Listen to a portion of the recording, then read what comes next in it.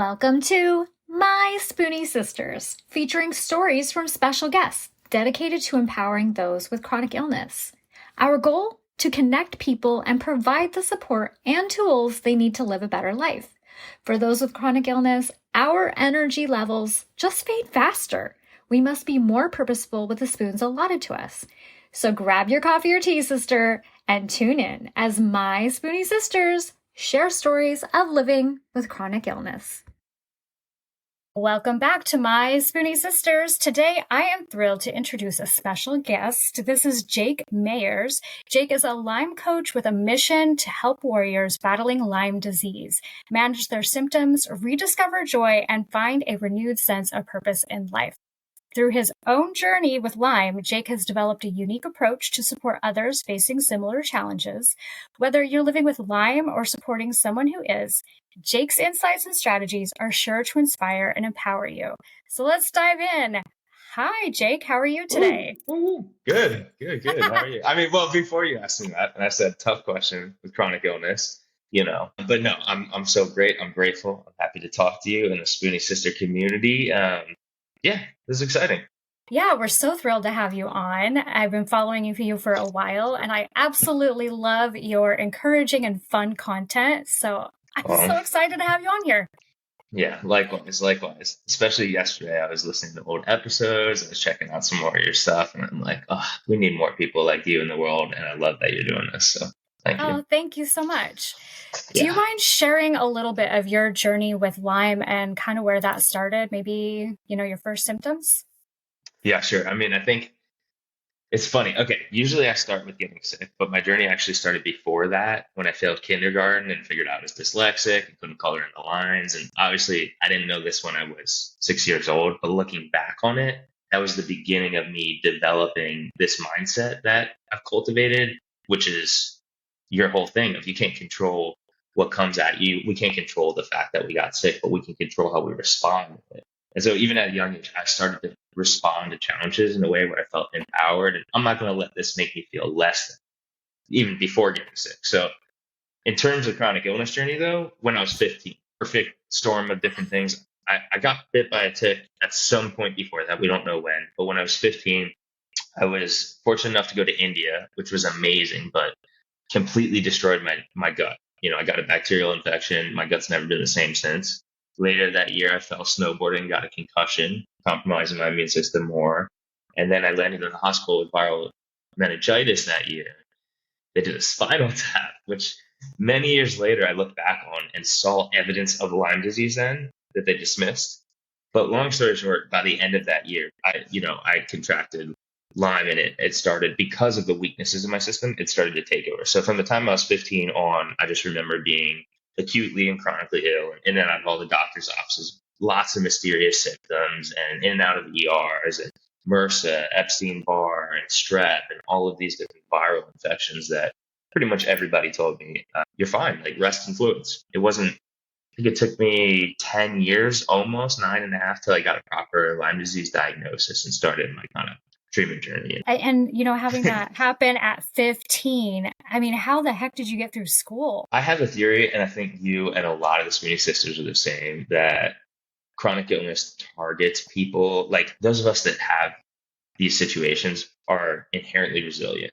You know what I mean? Like we are strong people because we would not be here listening to this and talking about this if that wasn't the case, And so I think I've just always had that perseverance. It was just okay, I feel miserable, but so what? I'm still going to keep living my life, So I lived, and I was very high energy and adventurous and active, which I also think makes it really challenging to heal from chronic illness when you start to learn how to manage your spoons and embrace rest and self-care. I'm sure we'll get into it, but making that transition as somebody who's inherently and or previously very high energy, passionate, go-getter, it's tough, But so I had that energy. And I just kept going. And like dyslexia and chronic illness, the same thing. I just found outlets to channel my energy and frustration. I was angry, I was upset, I was sick, I didn't feel good, but I channeled that into drumming, snowboarding, filmmaking, just any creative outlets that I could release that energy and get a sense of presence and confidence. I would gravitate towards that stuff, and that's what keep pushing me through, as well as fortunately an amazing support system and people around me that encourage that positive mindset. So what would you say was the most difficult symptom that you dealt with? It's kind of like a two-part answer because at first it was the viral symptoms and just, like the third or fourth day of the flu and feeling that every single day as your baseline is so rough and just the fatigue and the feverishness. It's like that fatigue that it's heavy. It's like the core of the earth is pulling you down. You can sleep as much as you want, but you're still tired. That was difficult. And I thought that was the most challenging until neurological symptoms came up. And I had a sudden onset of anxiety, severe anxiety, depression, brain fog. And those were way more challenging to me because historically I've always been able to use my mind and my brain to manage and sometimes even override physical symptoms. All of a sudden, when you don't feel yourself and you can't think straight, when you're having panic attacks, you can't really do that. And so, of course, to me, and I think to many people, the neurological symptoms are the most challenging. I think it's the most challenging part. Usually you could use your brain, or we could develop the ability to use our minds, right, to overpower physical symptoms or to cope with them and manage them. As soon as you start having crippling brain fog and anxiety, as soon as you have disassociation and don't feel yourself, like you're outside of your body, that is the most challenging symptoms to me. And it's just so overwhelming and unsettling, Absolutely. And so how did that impact your mental and your emotional health? Man, that was tough. That was tough. I think I've always taken pride in my ability to be strong in the face of this. And at first I tried that. So I tried that, just like the physical symptom, I'm not going to let this stop me. I'm still going to show up. I'm going to do this, white knuckling it. And I feel like that's a way to survive, but not thrive. Like in order to truly live a balanced, sustainable life in the face of chronic illness, you have to learn how to surrender. You have to learn how to find balance. You have to learn how to create space in your life to feel these things, not to overpower them, not to be stronger than them, but to invite them in. So it was a journey, like all of us go through with mental health, and there's ups and downs. And so I tried to fight it, and then ultimately learned to surrender to it and invite it in and feel it. And that's tough, and it's dark, and it's challenging, but ultimately more relieving when you can work through that, and it doesn't manifest in your body as physical symptoms nearly as strongly as if you just resist. So what strategies or treatments have you found to be most effective at alleviating these symptoms? So Lyme disease is really interesting with that because there's no one size fits all. Just because something works for me doesn't mean it works for somebody else. There's a lot of misinformation. There's not a lot of awareness and funding. Insurance doesn't cover anything, blah, blah. Bottom line, I went on a 6-year journey of trying it all. And I was fortunate enough to be able to access some of the best practitioners and even travel to Europe and go to clinics. And I did all of this. And most of it didn't make that much of a difference. Some of it made me drastically more sick. There was a round of IV antibiotics I did for a month that completely destroyed my physical ability. Like I could not walk for a year after that. And then there were just a couple things that were game changers, move the needle, that made a big difference, But throughout all of that, and especially after 6 years of intense treatments, and then finally I went from like 20% functionality to like 80% functionality. And I would say there's a couple key things that contributed to that. Number one was finally listening to my body again. I cannot emphasize that enough to your community and our people, because when we're sick for so long, we become desperate for answers. And I heard you talking about this in a recent episode about being okay to advocate for yourself and tell that doctor, hey, I'm not comfortable with that. Mm-hmm. After so many years of being desperate for answers, we go to practitioners, and whatever they say, we're like, yeah, we'll do that. You're the expert. But that leads us down the wrong path. That takes us away from our intuition. And we try treatments that, yeah, it might have worked for Jen, it might have worked for this person, but it's not right for me and where I'm at in my journey. And the only way that you can figure that out is if you're listening to your body and advocating for what feels right. So I just can't emphasize that enough. It doesn't matter what treatment you do. If it doesn't feel right, it's not going to be, yeah. Did you want to? Hi, it's Jen here. Welcome back, and thank you for joining us again. I want to give a special shout out to everyone who recently signed up with Rare Patient Voice. Your support means the world to me. If you haven't yet, this is another great way to back the podcast by signing up through our referral link. Rare Patient Voice is an incredible resource for people living with both the rare and non-rare diseases. It's a welcoming platform that offers a safe space to connect, share experiences, find support, and access valuable information. What we love most is how it shines a light on the rare and non-rare diseases while embracing all of the diagnoses. Rare Patient Voice connects patients and caregivers with opportunities to share their opinion in research studies. Whether it's surveys, phone interviews, focus groups, or clinical trials, your input matters. And you can earn an average of $120 an hour for your time. We're here to support you every step of the way, no matter what condition. So please go check out Rare Patient Voice through our referral link. Yeah, absolutely. And thank you for listening to that. I don't think I can say that to people enough, because if you're not listening to what your body's trying to tell you, there's something that you're going to miss. And we're going to miss things anyway, but our body is telling us whether something is right for us or not. And I think, I preach this to people all the time, but especially in my generation, we grew up thinking there was this magical pill that they were going to give us the moment we went to the doctor. And once we took that pill, we were going to feel so much better. And that is so not how it works. And these diseases, they're sneaky.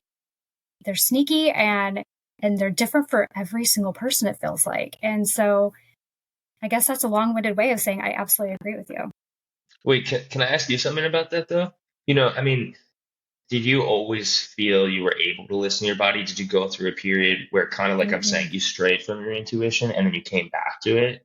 And if so, what helped you? And we could talk about what helped both of us, Yeah. So I think in the beginning, I was just so scared and I was so convinced that I was going to be like this crippled 90-year-old lady. And I was only 30. Mm-hmm. I was 30 years old and I was convinced that my life was over. And I knew something was off because they thought that I had an infection hiding in my bones. And, I guess that's a thing. I guess it happens to people, but that is not what it was. And I wish that I would have known to push harder, to do more testing to find out what was going on with me, because I could have avoided a lot of pain and could have been walking a lot better. I had 3 kids in middle school. And so they needed me. They needed me to be there for track and football and all the things. And so, now I feel like every little thing that's going on, I can tell what's going on. When I wake up in the morning, the pain in my hip, I know if it's an arthritis pain, and I know if it's a I slept wrong pain, or I'm just getting older pain. So I don't know if I answered your question very well, but you had to work to get back to that, to be able to know that, right? Yeah. And it takes a lot of time, and it takes a lot of just getting to know yourself better. Exactly. Yeah. And I was kind of hoping we could talk about this too. I want to come back to what you're saying, but it ties to the sense of identity. And I also saw a post that you did on this about holding on to our old selves. I feel it takes up so much space to the point where we can't create a new version of our lives. And it's so challenging to grieve our old selves. And every time we see a picture of us playing that old sport or being active, or, it's tough, but it does take a lot of that coming back to yourself, but also a newer version of yourself. I think you said it was a point of view video of you walking and something about a new normal, and yeah, you're coming back to a new version. But okay, there's so much that I want to say. This going back to the listening to yourself, like you had to work to get back to that intuition, right? So I think that is the number one thing, is being able to do that. And I think it's so challenging. And I just want to encourage people to go on that journey and to know that it's different for everybody. Like there are proven methods and techniques to help you do this, but there's no one perfect way. Just like the second thing I wanted to hit on in terms of what helped me the most was mindfulness and being able to get my body into a healing state, out of fight or flight, into parasympathetic, right? And we know meditation is a proven way to do that, to manage your emotions, to create space. Maybe a guided meditation doesn't work for you. For me at first, because I was so high strung, it really didn't work. I would sit there, I'd be like, why don't I feel calm? Shouldn't I feel calm? And then my mind would race, and why isn't this working? Is something wrong with me? What? So I had to learn that there's so many different ways to access these skill sets. If guided meditation doesn't work for me, I need to be moving my body. So Tai Chi and Qigong became a form of that to me. And I think it's the same, but listening to your body. There's no one perfect approach, but even just small things like going on a walk or getting back in touch with things that bring you joy, even if it's like something like coloring or just these very basic things that maybe they're not high energy like you used to, but you get a glimpse of yourself, you get a glimpse of your intuition, present in the moment. Those sort of practices are so, so powerful when it comes to managing chronic illness. Absolutely. And I love the fact that you're touching on the fact that you found that it wasn't working in the beginning because you needed movement. And so you found a way to get that movement in. And so I love I'm butchering my words, but I love the fact that you found a way that worked for you. And I'm going to throw my son under the bus right now because a few years ago, he started getting panic attacks. And, it kind of runs in our family. It's an issue. But he comes home one night and he's like, I don't know what's going on with me. I can't settle down. I just got done throwing up and blah, blah, blah, blah, blah. And I was like, well, you're having one of your bad panic attacks. Just, you need to sit down. You need to calm down. And he's like, I don't know. I'm too antsy. And I said, let's try watching a movie. We tried watching a movie. Couldn't relax. And so finally we did. We turned on a meditation on Amazon. And I was like, just lay on the floor. You're going to be fine. Deep breaths. And before I knew it, he was snoring. And so, I mean, you can be so high strung, but if you just give your body a chance and you calm the heck down and listen, it's possible. Yeah, but for him, the watching, the visual didn't work. But as soon as he closed his eyes and switched to auditory, he was just listening. That was more accessible for him. That's a great example. And I think, for people like that, that's a prime example of what they need, or they need to do something more like what you're talking about as well. But how long did it take you to get into that practice? Well, as I started doing it, this is what happened is sudden onset of anxiety, neurological symptoms, hit a rock bottom, decided to tell my employer for the first time. I kept chronic illness a secret up till then. Pretty much nobody in my life knew, which is another thing that I would love to hit on because it takes a lot of energy to hide it. And it's a big burden to carry on your own if you're out there right now not telling anybody. We should talk about that. I told my employer, I went and worked from home for a little, and then I was like, okay, I'm going to move to LA and I'm going to pursue healing and career. And I tried to do both, and the career wasn't working. So I said, all right, I'll live off my savings. I'm going to do whatever it takes to heal. And I dedicated, it ended up being 2 years of not working and just focusing on healing. Shortly after I started that chunk, I joined a run club. And at the beginning of the run club, it was like 100 of us in a street. And this guy led a guided meditation before the run. And we're all there with our eyes closed, connecting with their body. And it just really did something to me where I was like really fascinated by it and wanted to do more of that. And so I started doing more of this, studying it. And then I started sharing on Instagram, just like, hey, this is what, and people started to be like, wow, this is super helpful. To me, I started as I studied it, realizing that I've done this my whole life. I just didn't know it. But playing drums has been a form of meditation and a way to tap into a flow state my entire life. I've been focusing on and building that skill set because it's a skill set like any other. You can learn it. And just like a muscle, you got to work it consistently and build it up over time. Forming new neural pathways, our brains are similar to, a muscle in that regard. And so knowing that I've done it for some time helped encourage me in terms of continuing to do it in more accessible ways, given my accommodations and restrictions. You know what I mean? Because I couldn't go out and run and play drums. Soon running got taken away from me. But so then I figured out, okay, well, Tai Chi, qigong. And I would say, yeah, it was like 2 years of me really practicing that to the point where I got the muscle, just like physical strength, to the point that I could use it without really thinking about it. Just like if we're able-bodied and walking around, we're not thinking I have to engage my hamstring and my quad. Same deal. Somebody cut me off in traffic. A doctor said something I didn't like. I got a test result back. I could have in the past just reacted right away and tensed up. And right in that moment, I would be able to take a deep breath and choose how I want to respond to that, and say, okay, I'm not going to let this rock me. I'm going to stay calm. I'm going to choose to focus on what I can control.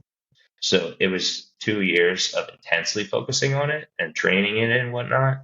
But it's been a lifelong journey, and it continues to change. Absolutely. I think that's wonderful. And thank you for sharing. Okay. So circling back to some of the stuff you wanted to talk about, where do you want to go next? Do you want to talk about the sharing or struggle part? Because I would be curious for you too. Like, have you always been so open about this and able to talk about it? No, not even close. In the beginning, I lost friends because people did not understand what was going on with me. I actually had one person tell me that she couldn't handle having a sick friend because she had lost her husband. And so the fear of losing someone. And I was like, I'm going to die from my RA? Like, what? And so honestly, that made me a little more afraid of what was going on with me just because of her reaction. But I mean, ultimately, I had to finally decide that it wasn't up to them. And any important friendship out there is going to be there. And so I definitely found who my important people were, and I was able to share more. Eventually in 2020, I took to Instagram and started sharing more about my story as well. And it just got easier. Mhm. And I always tell people it gets easier as you practice. It's still kind of intimidating and scary because you don't want people to judge you or look at you differently or whatever. But what I've noticed is now people come to me.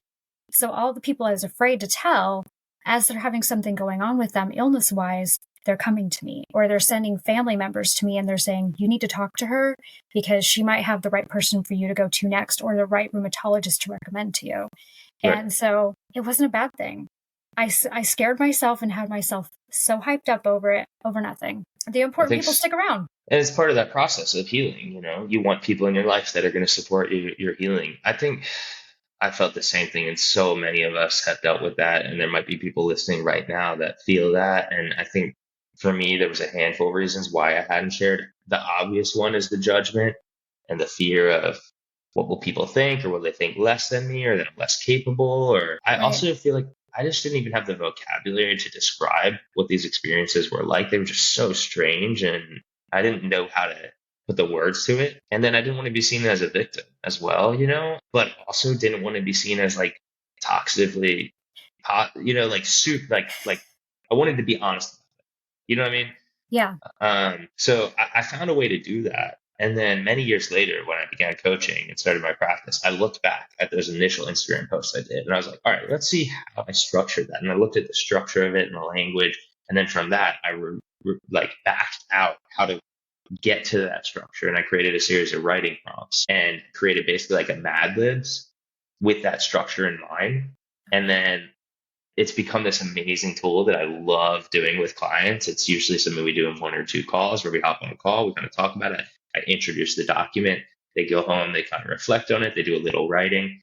We come back together, we kind of pull out the most impactful points from each writing prompt and drop them into the structure of the Mad Lib. And at the end, I read it back to them as if I'm them. I'm like, hey, I'm Jen. I'm dealing with RA for this long. This is what I've learned. This is what it's felt like for me. This is what I know moving forward. And I always end it with something like, this is a really challenging experience and support means a lot. I end it in a way where I'm not, we're not asking for help, but we're just being really honest and transparent about it. And then we're opening the door to more support, and then people, like you said, some people will be like, I can't handle that. That's too much. Okay, that's fine. We can't control that. And others might say, wow, that's really fascinating, Jen. Like, can't believe you dealt with this for that long. Like, tell me more, doing that exercise. Like when I read it back to them, a lot of times it ends up super emotional and in tears because of the release of the weight of it. It's just, this is such a burden to carry around. It's so heavy. And the more that we could do to lighten that load and release this burden, the more healing we could bring in. And I just think it is really powerful to share what's going on, and to move past that fear and to own it, and to do it in an honest way is so healing and important. That is an incredible activity to do, and such a unique writing prompt to come up with. I love that.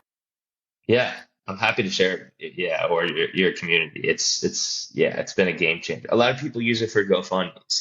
They're trying to start a GoFundMe, or they've had a GoFundMe that hasn't really taken off. And then we work through this, and then they take the final product, they put it in on the GoFundMe description, and it helps a ton.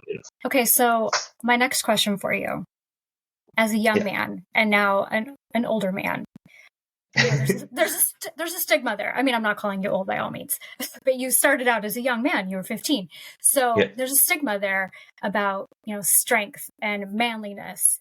And hmm so, how did you work with that as you were going through all of this? Because, you're having people look at you like, well, just, man up. Yeah, and he can handle this dose. I mean, he looks strong. Like, I'm so glad you asked that. A lot of people don't ask that. I appreciate it. Yeah, I don't know. I think it just made it that much.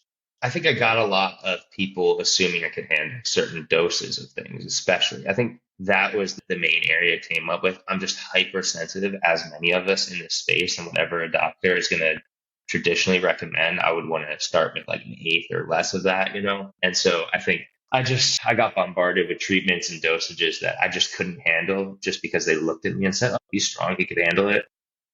And then I think in terms of that practice of softening, of creating space, of feeling into things, maybe men traditionally aren't as encouraged to do that sort of stuff, you know? I guess I haven't really let that stop me though. I've kind of always just kind of lived to the beat of my own drum, you know, and so I haven't really got caught up in too much like gender stereotypes or besides the dosage thing.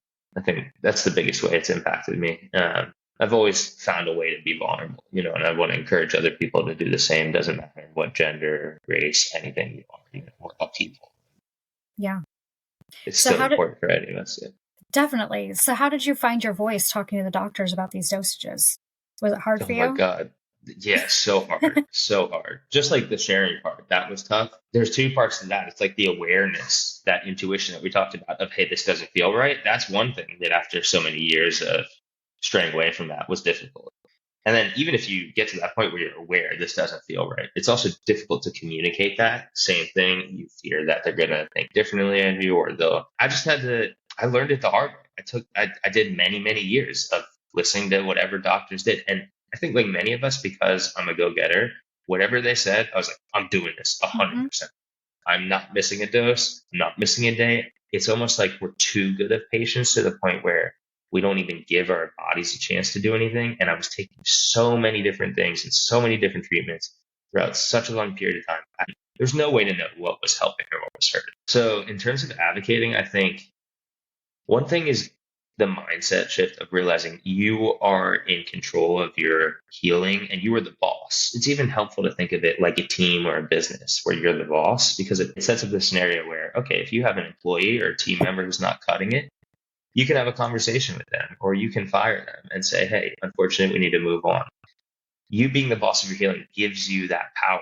And anybody else, myself, therapists, practitioners, we're here to provide information and support you, right? But you're in charge making the shots. If you're ever in a situation where you feel like people are dictating things for you, I would say run for the hills, right? But we're here to empower you. And so number one is make sure feel like you are driving the car, like you are the boss of this business. That should give you the opportunity to maybe make more decisions of, hey, this isn't cutting it here. And then in terms of having that conversation, I think it could be done really respectfully and never make it about them. Always use I language. So don't say, you're a horrible doctor, you're recommending the wrong thing. Say, hey, this doesn't feel right for me. I think I'm going to explore other options. You know, maybe we could touch base again in a couple months and see where I'm at. You know, I think one of the lines that has helped me a ton that I always tell people at the end of a doctor's appointment is to say, thank you so much for all this amazing information and recommendations.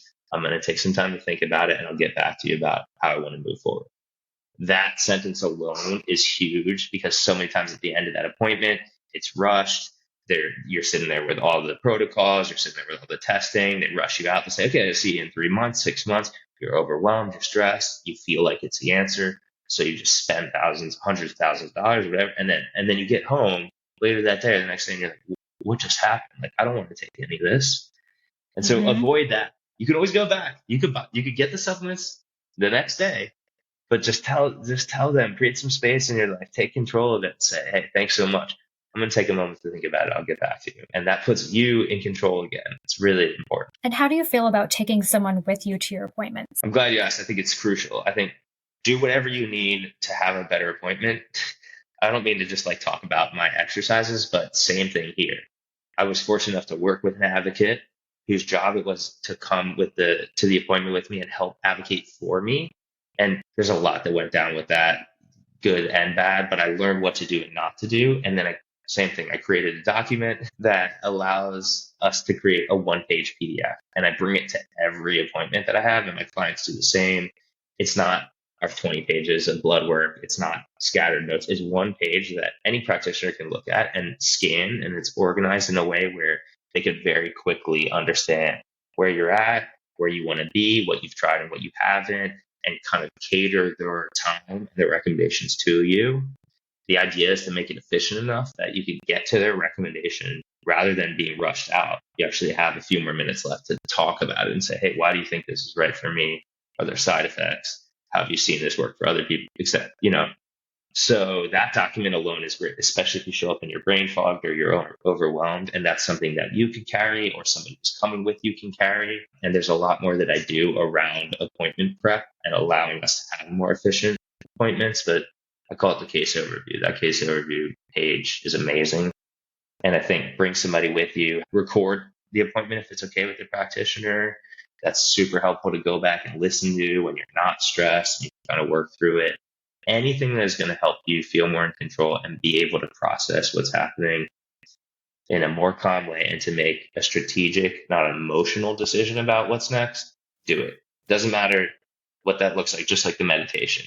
You might need to color while you're in the doctor's appointment to calm you down. You might need to take notes. A family member might need to take notes. Whatever it is, do it. And then one more thing that I'll share that I do that I haven't talked about, but it came up this week with two different clients, is that like tracking all of your symptoms and everything.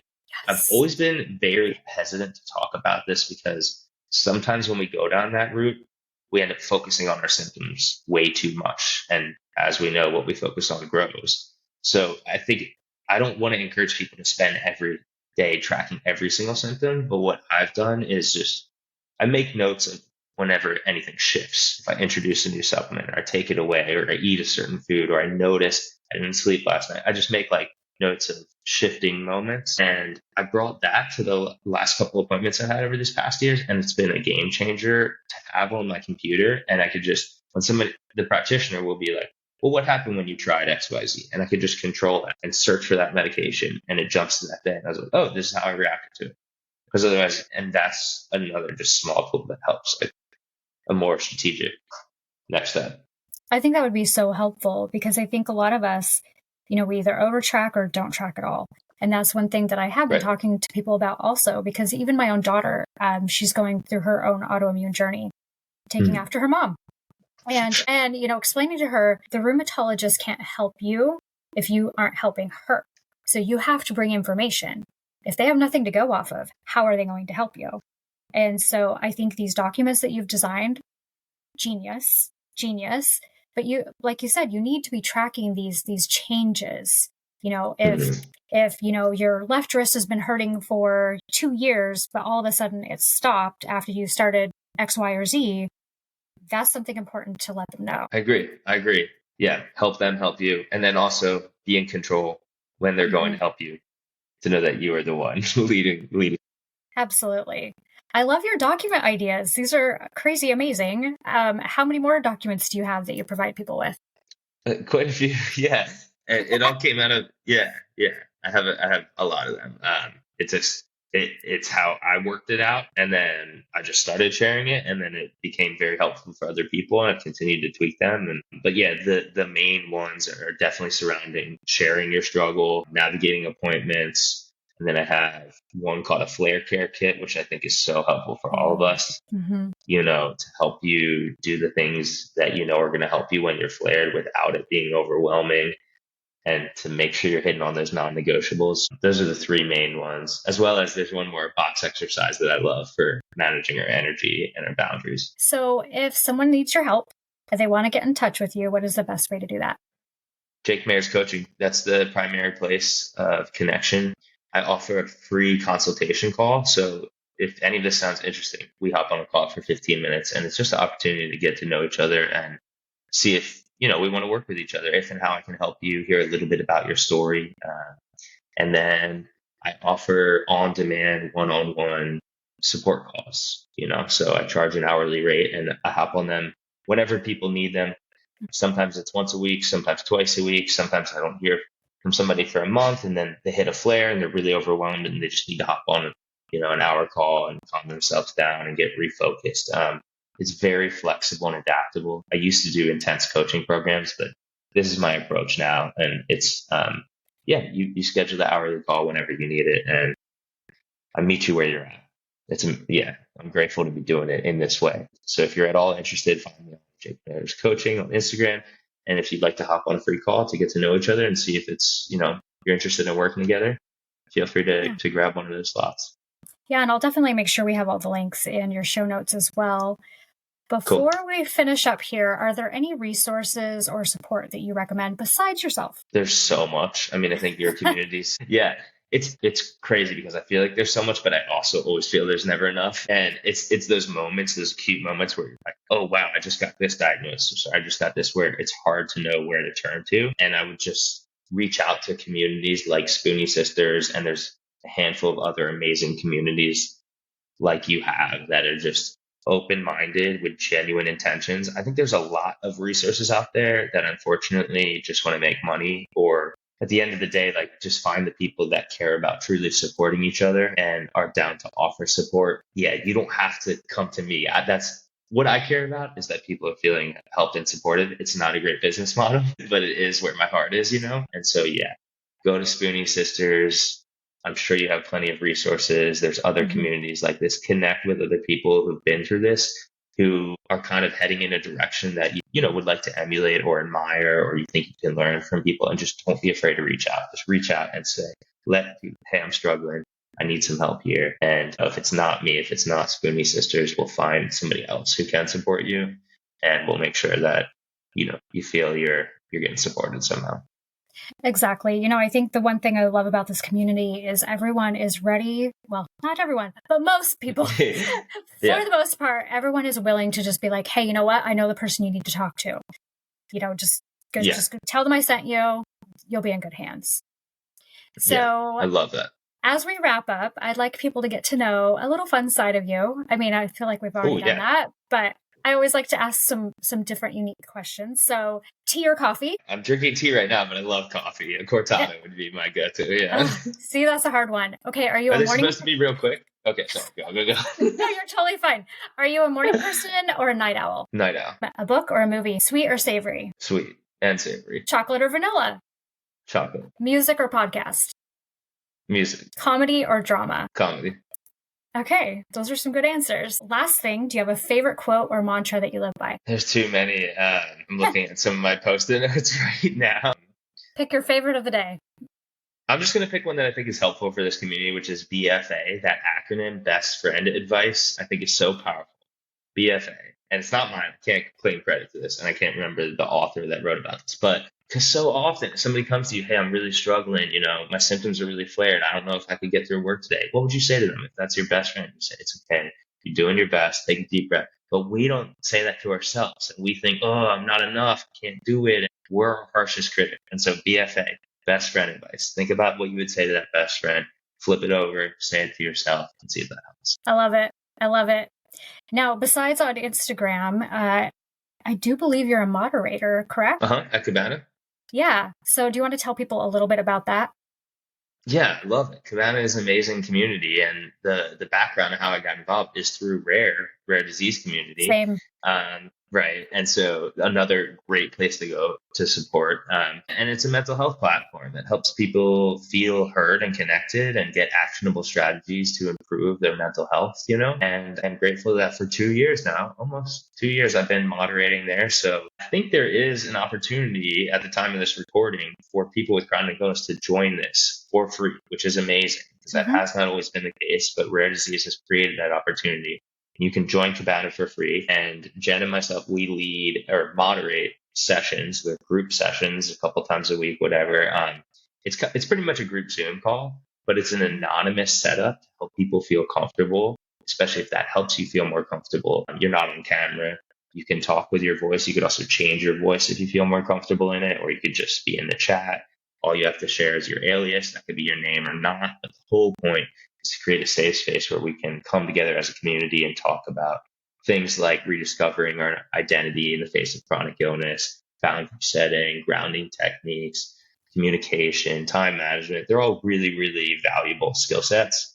And you could be in a group setting and talk to people about it. And then there's also incredible resources that you could download, worksheets, kind of like I've talked about, guided meditations, mini lessons. It's an amazing, amazing space. It definitely Yeah, is. I mean, do you feel the same? Yeah, absolutely. So I'll attach a link for that too. And I That would be definitely great. recommend people go find you on there as well. Cool. Yeah. Okay. Thanks, Jen. Well, wow. I think we covered so much. Thank you for your Woo. patience and thank you for joining. Of course. Thank you, Jen. Appreciate it. All right, my Sweeney sisters. Until next time. Don't forget your spoon.